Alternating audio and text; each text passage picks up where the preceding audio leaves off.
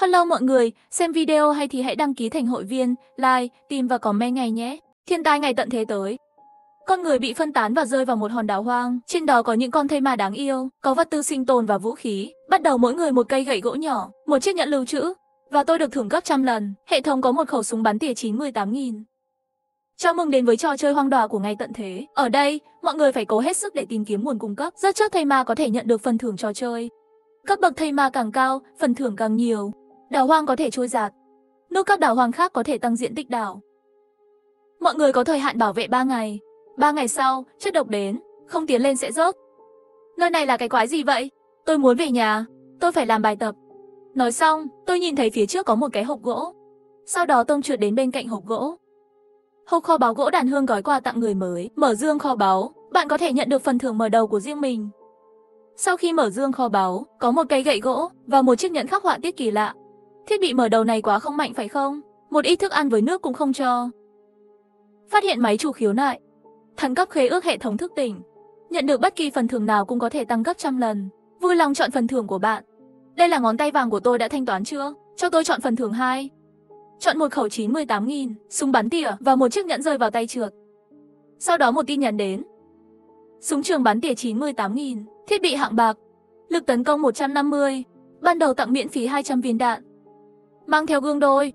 Vậy mà lại là vũ khí cấp bạc, cao hơn 3 bậc so với gậy gỗ cấp gỗ mục nát. Tôi sắp bay được rồi. Nhẫn lưu trữ thiết bị cấp đồng. Có 100 mét khối không gian lưu trữ. Có thể lưu trữ đồ dùng cá nhân, không thể lưu trữ vật sống. Tôm vui mừng trong lòng. Nhẫn của người bình thường chỉ có 1 mét khối, và của riêng mình có 100 mét khối. Tôm trượt bây giờ mở bảng điều khiển trò chơi, trò chuyện, giao dịch, sản xuất, đấu giá, 4 lựa chọn. Trong kênh chat có kênh thế giới và các kênh khu vực. Lúc này, mọi người đều đang điên cuồng phàn nàn về thế giới này, mà kênh khu vực hiển thị số lượng người hiện tại. Nhưng tạm thời vẫn chưa có ai chết. Bố, mẹ và em gái chắc cũng là đã tham gia vào trò chơi này, không biết bây giờ họ thế nào. Cũng không biết làm thế nào để liên lạc với họ. Tôm trượt tiếp tục nhìn lên giao diện giao dịch. Góc trên bên phải có một đồng tiền vàng, số lượng dường như là tiền tệ của thế giới này. Cuối cùng, Tôm mở giao diện sản xuất. Bên trong có rất nhiều mặt hàng có thể chế tạo, nhưng hiện nay xuất hiện vũ khí cơ bản đều là gỗ, loại gỗ không có tác dụng gì lớn. Muốn trở nên mạnh vẫn là phải tiêu diệt thây ma à. Nhưng làm thế nào để bắt đầu trôi dạt đến hòn đảo tiếp theo? Tôm đang nghĩ cách trôi dạt. Đột nhiên nhìn thấy phía trước có một mũi tên rất lớn. Tôm tò mò đi đến dưới mũi tên, điều chỉnh mũi tên theo một hướng. Sau đó nhấn nút khởi động. Mũi tên màu xanh lá cây giờ đã chuyển sang màu đỏ, cả hòn đảo giống như một con tàu khổng lồ. Đi vào sương mù. Đại khái khoảng 10 mấy phút. Một hòn đảo nhỏ trong bán kính khoảng 2 km xuất hiện trước mắt. Lúc này, mũi tên của hòn đảo lại chuyển sang màu xanh lá cây, số lần lái xe ở trên cũng giảm một lần. Đến thành công đảo hoang chưa khai phá, có muốn lên không? Có vẻ như sau khi đến đảo, con cũng có thể chọn không đăng nhập, nếu cảm thấy nguy hiểm có thể trực tiếp rời đi, nhưng sẽ lãng phí số lần trôi dạt. Tôm trượt lúc này quan sát đảo đối diện, một thây ma thây ma đang lang thang gần một cái dương kho báu. Ngoại trừ ở đây, rừng xa và trên bãi biển cũng có một tên thây ma. Lần đầu trong thực tế, Tôm nhìn thấy thây ma nên lúc này cũng có chút lo lắng. Không ngờ đám thây ma thực tế còn đáng sợ hơn trên tivi. Nhưng may mắn là tôi có 98.000 trong tay. Một phát là có thể bắn hắn. Sau đó, Tôm ấn chọn lên đảo. Một cây cầu 2 mét xuất hiện, kết nối hai hòn đảo. Câu đố bộ cầu nối hai hòn đảo. Trạng thái ban đầu là rộng 2 mét, có thể mở rộng khi nâng cấp đảo căn cứ. Tôm trượt đến giữa cầu đá dựng lên 98.000, nhắm kính ngắm vào thây ma. Sau đó bắn một phát. Đời mẹ nó hình như bắn trượt rồi, quên mất là thây ma này biết di chuyển. Sau đó Tôm trượt tiếp tục nhắm, khoảng cách trước thây ma một chút. Kích hoạt lỗ sau bắn một phát. Chúc mừng người chơi đã rớt thành công đầu tiên. Thưởng tiền vàng lò luyện, một lò luyện tiền vàng chặt. Sắt đen và các mặt hàng, có thể tự động nấu chảy thây ma ra. 1 đồng tiền vàng thây ma, phải mất 10 phút. Kích hoạt tinh thần. Vui lòng chọn phần thưởng gấp trăm lần của bạn. Hóa ra là thây ma trong giao dịch, tiền vàng đến như thế này. Tôi chọn phần thưởng 2. Chúc mừng người chơi nhận được lò luyện vàng cấp bạc. Thời gian nấu chảy của mỗi đầu là 6 giây. Sau đó, đám tang ở xa được lò luyện tự động. Sau khi kích hoạt tinh thần, số dư tiền vàng của Tôm tăng lên đạt 100 số lượng. Tiền vàng từ lò luyện này cũng có thể được thưởng gấp trăm lần. Như này vậy thì mình phát tài rồi. Xa xa hai thây ma lúc này cũng bị tiếng súng thu hút. Đang đi về hướng Tôm. Tôm trượt tiếp tục nhắm vào thây ma, trực tiếp bắn 2 phát vào thây ma. Dưới sự gia tăng của hệ thống vận chuyển hàng không cấp thần, Tôm Trượt đã nhận được 300 đồng tiền vàng thây ma. Cuối cùng cũng giải quyết được đám thây ma này rồi, cũng rất dễ dàng. Hy vọng dương kho báu có thể mở được thứ gì đó tốt đẹp. Rất nhanh Tôm đi đến bên cạnh dương kho báu. Sau khi mở dương kho báu, bên trong có một thùng mì ăn liền, một chai nước khoáng, một hộp diêm. Đó là mì gói và nước khoáng. Cuối cùng cũng thấy đồ ăn. Kích hoạt tinh thần. Nhận phần thưởng gấp trăm lần, vui lòng chọn 10 cân thịt bò. Nhưng thịt bò đỏ rõ ràng là càng uống càng khát, hoàn toàn không phù hợp với nhu cầu sinh tồn, hay là chọn thưởng đi. Ngay lập tức, 100 thùng mì gói và 100 chai nước khoáng xuất hiện trước mắt. Tôm không thể chờ đợi được, liền lấy một chai uống một hơi, sau khi uống đặt mọi thứ vào nhẫn lưu trữ. Sau đó mang theo khẩu 98.000, liền tiếp tục đi về phía hòn đảo này. Lát sau, Tôm lại nhìn thấy 2 tên thây ma nữa lang thang trên bãi biển. Thật buồn cười, lần đầu lên đảo có 5 thây ma. Những người khác đồng trang lừa rước thây ma. Phải làm sao? Tôm nói xong liền nhấc khẩu 98.000 lên. Hiện tại, Tôm đang cách thây ma khoảng 500 mét, bắn liên tiếp 3 phát mới hạ gục được thây ma. Khoảng cách này vẫn còn hơi xa. Nếu có gương gấp 8 lần thì không cần phải lãng phí đạn.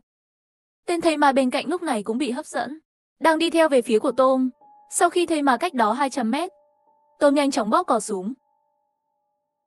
Kích hoạt tinh thần. Tiền vàng thây ma cộng thêm 200. Chúc mừng người chơi đã tiêu diệt hết thây ma. Chiến thành công đảo hoang không người. Thôn trưởng đảo hoang có thể nâng cấp căn cứ. Có muốn thôn trưởng, 5 con thây ma kiếm được 500 đồng tiền vàng. Cảm giác này thật tuyệt. Nốt cho tôi. Đang nốt trưởng hòn đảo hoang không có người ở, tiêu thụ vàng bá mất 10 phút. Tôm lúc này hướng về bãi biển nơi thây ma đứng đó, đi tới quả nhiên tìm thấy một cái dương kho báu. Sau khi mở ra, bên trong có một con dao găm, một đôi găng tay, một đôi tất. Có vẻ như miễn là người chơi tiếp tục tìm kiếm, kho báu đều có thể phát triển dần dần. Cũng không tính là quá tệ, nhưng điều đó không thể so sánh với bản thân tôi. Kích hoạt tinh thần. Nhận phần thưởng gấp trăm lần, vui lòng lựa chọn, con phải chọn sao? Có trang bị chắc chắn chọn trang bị. Chọn phần thưởng 2. Nhanh chóng, cả 3 món đồ đều xuất hiện trong tay Tôm. Hồng ưng siêu cấp bạc và thiết bị. Lực tấn công 150, ban đầu tặng miễn phí 200 viên đạn. Bây giờ có hồng ưng siêu cấp. Cho dù có bị thây ma tới gần phơ cơ không có sao hết. Sau khi găng tay sức mạnh và nhanh nhẹn, di động đều là chất sắt đen, thiết bị đều là thiết bị tăng thuộc tính của bản thân. Sau khi trang bị găng tay và giày, Tôm thử một cú đấm. Cây cối đều bị nứt ra. Tốc độ lúc này cũng nhanh nhẹn hơn trước. Đây đều là đồ tốt. Tôi cảm thấy lúc này cho dù lấy một cây gậy gỗ, cũng có thể dễ dàng xử lý hết được đám thây ma. Thời gian chờ đợi hòn đảo nuốt chửng, Tôm vào kênh khu vực. Hiện tại số lượng người đã giảm xuống còn 880 người. Chỉ trong 1 giờ ngắn ngủi này đã có nhiều người chết như vậy. Bố mẹ và em gái cũng không biết thế nào. Nếu có thể liên lạc, mình còn có thể tặng thiết bị cho họ. Chúc mừng người chơi đảo không người đã nuốt chửng xong. Nâng cấp đảo căn cứ thành công. Mở các chức năng sau đều cần tiền vàng tương ứng. Xin người chơi tự vui lòng lựa chọn. Căn cứ sau khi nâng cấp lại có nhiều chức năng như vậy. Tiền vàng tiêu thụ này không phải là một khoản tiền nhỏ. Nhưng đối với tôi thì không khó lắm. Tiếp theo tập trước, Tôm đã rớt trước tất cả các thây ma trên đảo. Căn cứ cũng đang được nâng cấp. Tôm nhận thấy chức năng cuối cùng. Vì vậy, Tôm tiêu thụ 3 đồng tiền vàng. Kết bạn với bố mẹ và em gái. Sau đó thành lập một nhóm, bắt đầu hỏi về sự an toàn của mọi người. Tôm lại cho mỗi người một ít thức ăn và thiết bị mà mình vừa nhận được. Anh trai, anh vậy mà có súng. Găng tay này thật tuyệt vời. Sau khi đeo vào, bố cảm thấy rất mạnh mẽ, tốc độ tấn công cũng tăng lên rất nhiều. Đôi giày này thật tuyệt vời. Đi vào và cảm thấy gió dưới chân, chạy nhanh hơn cả gió. Anh ơi, anh nói cho bố mẹ và em biết sự thật đi. Trò chơi này có phải do anh phát triển không? Tại sao anh lại giống như mở cửa vậy? Con đã đưa vũ khí cho chúng ta. Bản thân con thì phải làm sao? Yên tâm đi, con còn rất nhiều vũ khí. Trước tiên mọi người hãy làm quen với thiết bị mới. Chờ con tìm được đồ tốt rồi mới chia cho 3 người. Sau khi Tôm xem các mặt hàng khác sau khi nâng cấp đảo, phát hiện ra bánh mì, gỗ và nguyên liệu đều đã trở thành số lượng. Thanh tiến trình của người bảo vệ cũng đã đi được ngày mồng 1 tháng 6. Chỉ có lông dài của kho vũ khí, thanh tiến độ sản xuất không có động vật. Có vẻ như kho vũ khí sản xuất lông dài, phải có 2 loại vật liệu, gỗ và quy ngơ sắt. Thử đi giao dịch xem có mỏ sắt không. Sau đó Tôm liền mở kênh giao dịch lên, điền thông tin bán hàng và xuất bản. Không ngờ, hành sáu này của Tôm khiến kênh trò chuyện hot, phần lớn số tiền đều đang cầu xin dùng tiền để mua vật tư. Đối với những lời đề nghị này Tôm đều chọn cách bỏ qua. Tôm lúc này cũng đến chỗ mũi tên của hòn đảo. Trục nút khởi động, hòn đảo cũng trôi nổi trên biển. Khoảng 10 mấy phút, một hòn đảo trong đống đổ nát của thành phố ngay tận thế xuất hiện trước mắt. Sau khi chọn đăng nhập, cầu nối liền 2 hòn đảo. Tôm Trượt cũng là mang 98.000 đi đến mảnh phế tích này. Lúc Lúc này, hai con thây ma cũng đột nhiên quay đầu lại và lao về phía Tôm. Tôm không kịp nghĩ nhiều, trực tiếp liền bóp cò bắn một phát súng. Nhưng một tên thây ma còn lại đã lao tới. Tôm buộc phải giữ vị trí. Đối với thây ma này chỉ là một phát bắn. Này cũng quá nguy hiểm rồi đi. Nếu vừa rồi tốc độ của mình chậm hơn một chút, em rằng đã trở thành khẩu phần ăn của thây ma rồi. Nhưng khi Tôm nhìn vào 4 dương kho báu trên mặt đất, khóe miệng hiện ra một nụ cười. Tôm đi về hướng dương kho báu. Sau khi mở dương kho báu, bên trong là một bản vẽ xây dựng nhà tranh. Kích hoạt tinh thần. Vui lòng chọn phần thưởng của bạn. Một ngôi nhà tranh có thể chống lại một cuộc tấn công của thây ma. Mặc dù có 100 cái, nhưng độ chắc chắn không bằng nhà gỗ. Chọn phần thưởng 2.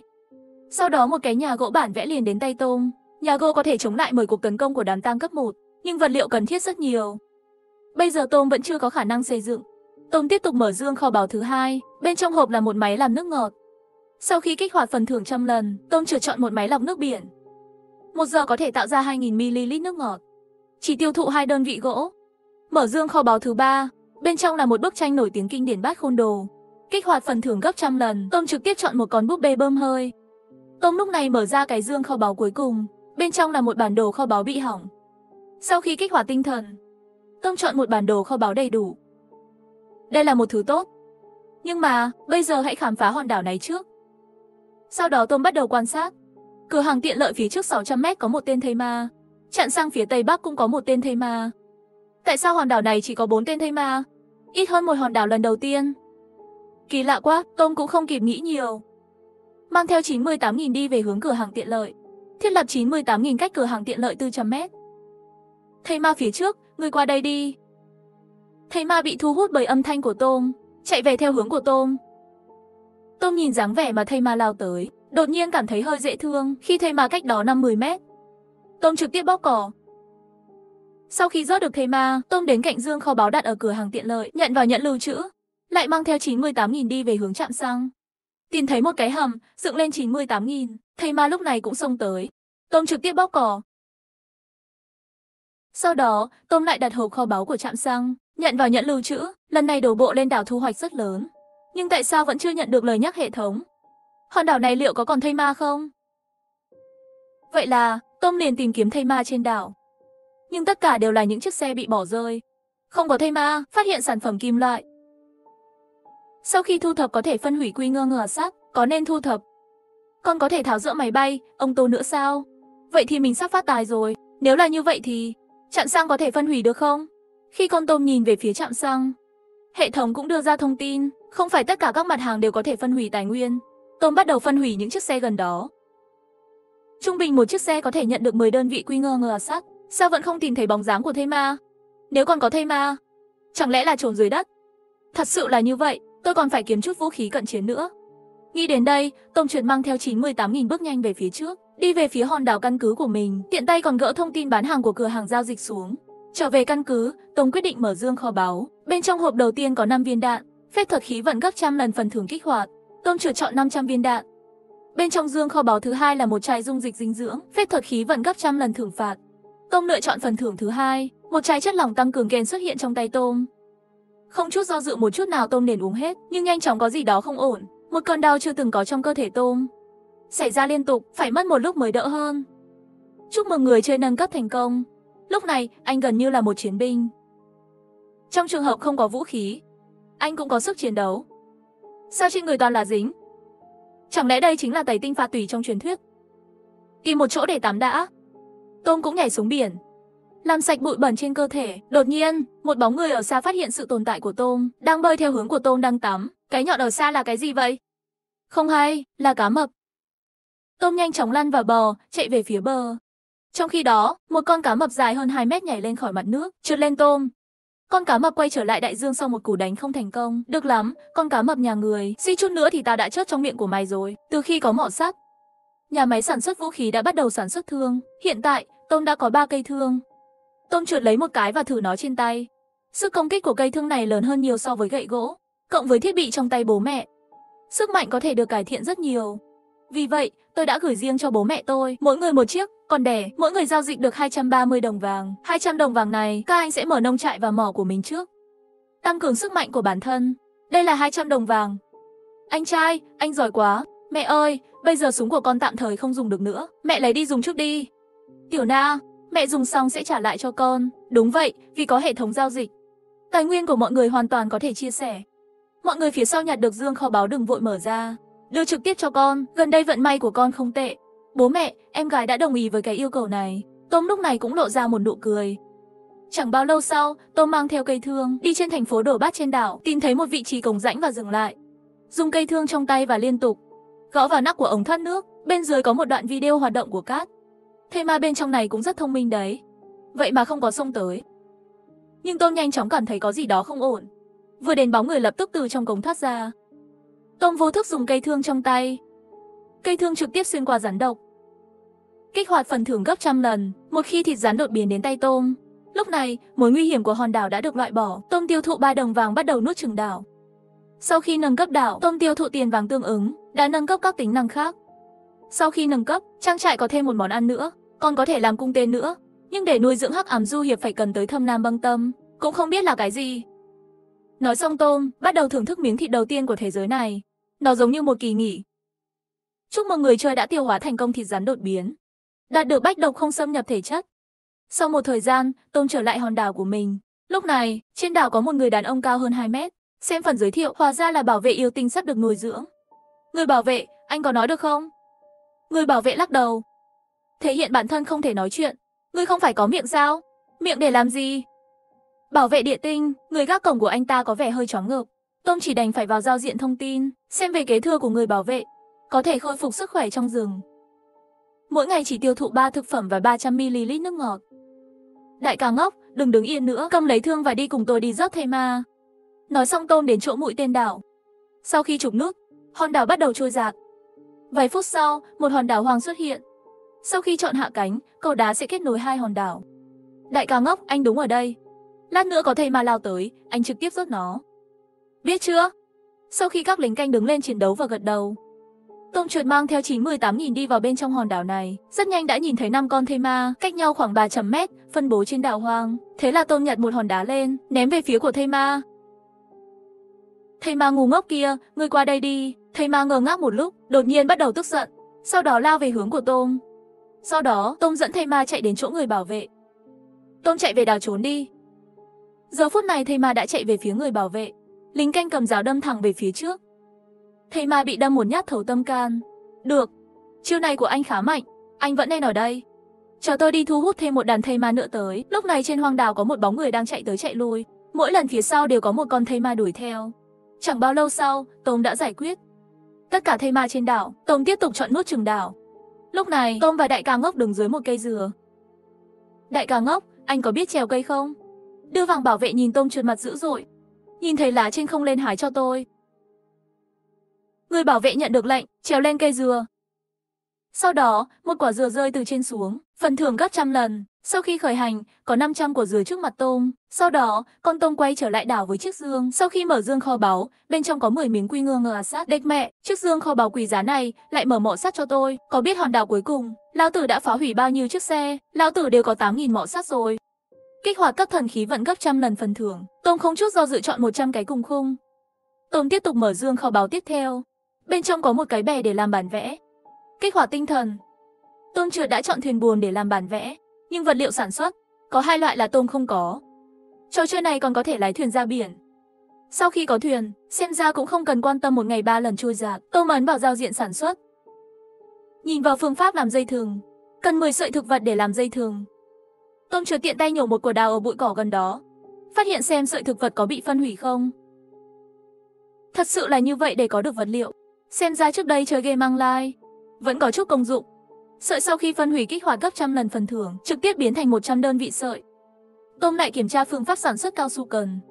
Mủ cây cao su hoặc cây cỏ cao su phân hủy chiết xuất. Có vẻ như muốn lấy mủ cao su, cũng cần gặp cây cao su hoặc cỏ cao su mới được. Hy vọng dương kho báu tiếp theo có thể mở ra một cái gì đó thiết thực hơn. Tom mở dương kho báu cuối cùng. Bên trong có một chiếc áo khoác chống gió, kích hoạt tinh thần. Tom lựa chọn phần thưởng 2, đó là một thiết bị cấp độ bạc. Vai trò của chiếc áo choàng lang thang này vì nó có thể chống lại sự tấn công của ma thuật. Có lẽ trong thế giới đảo hoang này thật sự có ma pháp sư sao? Bên cạnh Tom là bảo vệ đã. dễ dàng đánh bại đám thây ma trên đảo. Đảo hoang không người cũng bắt đầu bị đảo trượt tôm nuốt chửng. Tôm dành sức lực để nâng cấp các chức năng khác nhau. Lại lên kệ 8 bản trên giao diện giao dịch, 50ml nước ngọt mỏ, kênh giao dịch vật tư lập tức bùng nổ. Cơn sốt mua sắm sắp xảy ra, chưa đầy một lát sau, Tôm nhận được một đống đồ tiếp tế. Bây giờ các vật liệu khác để xây nhà gỗ là đủ. Hiện chỉ còn 618 đơn vị gỗ. Còn thiếu khoảng 1400 để xây dựng. Đổi thêm chút gỗ đi. Vì vậy, Tôm lại vào giao diện giao dịch một lần nữa, nước ngọt lên kệ, 500ml nước ngọt bị cướp sạch, trước mặt Tôm chứa cũng có thêm 2000 đơn vị gỗ. Thì ra cảm giác làm nhà tư bản thật tuyệt vời. Hiện nay thiếu nước nghiêm trọng. Tôi nhất định phải nắm lấy cơ hội này. Nói xong Tôm lại vào kênh giao dịch. Thêm nước ngọt. Yêu cầu là dương kho báu và một số mặt hàng đặc biệt. Giờ này, binh lính nuôi dưỡng một người bảo vệ yêu tinh một lần nữa. Hai người bảo vệ trông giống hệt nhau. Nhưng vẫn là người bảo vệ đầu tiên nhìn vừa mắt một chút.